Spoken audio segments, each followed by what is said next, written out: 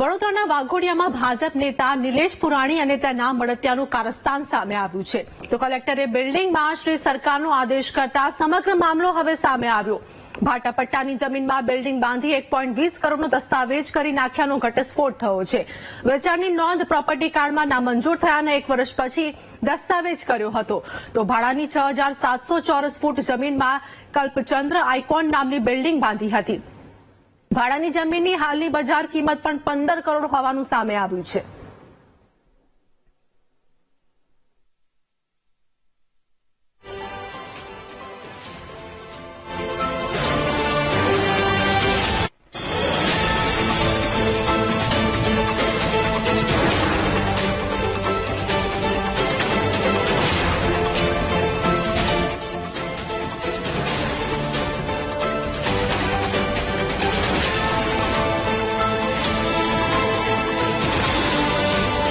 તો આજ મુદ્દે અમારી સાથે માનુ ચાવડા લાઈવ જોડાઈ ગયા છે। ભાજપના નેતા નિલેશ પુરાણી વિરુદ્ધ જે પ્રમાણે હાલ વિવાદ સર્જાઈ રહ્યો છે, હાલની શું વધુ અપડેટ મળી રહી છે?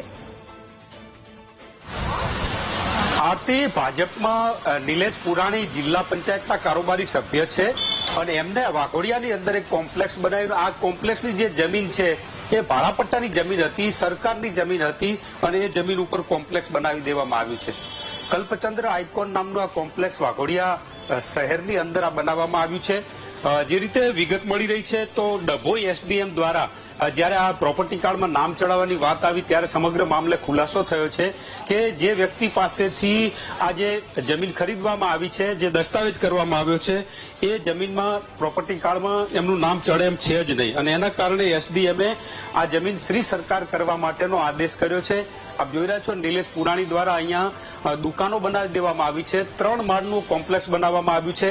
કેટલાક વેપારીઓનું અહીંયા ફર્નિચરનું કામ ચાલી રહ્યું છે।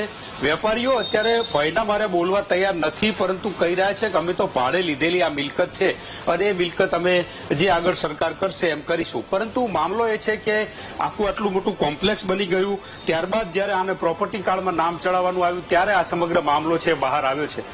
કેટલાક વેપારીઓ છે જેમને આ દુકાન અહીંયા ભાડે રાખેલી છે, એમની સાથે પણ વાત કરું।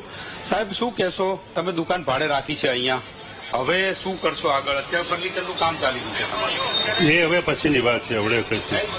હવે તો ભાડે લીધી છે, પછીની વાત પછી। આટલી મોટી પ્રોપર્ટી તમે રાખતા હોય, ફર્નિચર કરાઈ રહ્યા છો, ત્યારે આ તો શ્રી સરકાર કરવાનો આદેશ કર્યો છે। હવે જે થાય તે પછી હવે જે અમલ એટલું સાહેબ જે કે શું કર્યું। નિલેશભાઈ પુરાણી આ મોટું કોમ્પ્લેક્સ બાંધ્યું છે, લાગે છે બાંધ્યું છે તો બાંધ્યું છે ને, એમને બધાને ખબર હોય તો થઈ જશે રેગ્યુલર? ભાઈ એ આપણને ખબર નહીં, જે સાહેબ કરે એ હતું। આ વેપારીઓ છે જેમને અહીંયા દુકાનો ભાડે રાખી છે, પરંતુ એમને હાલ જાણ નથી કે આ કયા પ્રકારનો મામલો છે।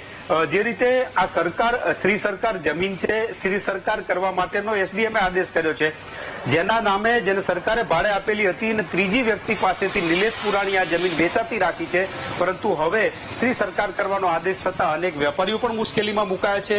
જે પ્રોપર્ટી કાર્ડમાં નામ નથી ચડ્યું એવા વ્યક્તિના નામ સાથે દસ્તાવેજ થયો છે અને એને લઈ અને એસડીએમ દ્વારા અને શ્રી સરકાર કરવાનો આદેશ કરવામાં આવ્યો છે। જી આરતી, આભાર માનું અમારી સાથે જોડાવા બદલ, સમગ્ર માહિતી આપવા બદલ।